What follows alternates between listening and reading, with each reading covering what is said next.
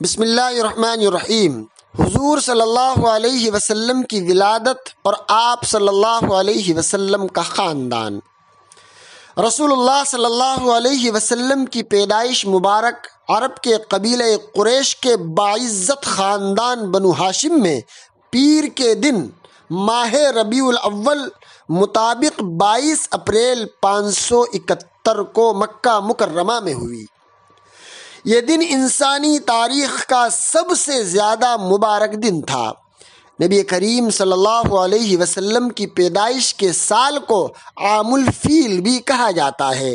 اسی سال ہاتھیوں کے لشکر کے ساتھ ابرہہ نے مکہ پر حملہ کیا تھا اور وہ برباد ہوا تھا، جس کا تذکرہ قرآن کریم کی سورہ فیل میں موجود ہے۔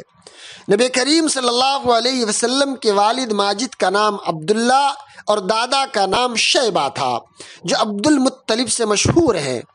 آپ صلی اللہ علیہ وسلم کی والدہ کا نام آمنہ تھا، جو قبیلہ قریش کے خاندان بنو زہرہ کے سردار کی بیٹی تھی، جو نسب اور عزت میں قریش کی سب سے محترم خاتون تھی۔ حضور صلی اللہ علیہ وسلم اپنے والدین کے اکلوتے بیٹے تھے، نہ آپ کا کوئی بھائی نہ کوئی بہن تھا۔ آپ صلی اللہ علیہ وسلم کے دادا نے آپ صلی اللہ علیہ وسلم کا نام محمد صلی اللہ علیہ وسلم رکھا۔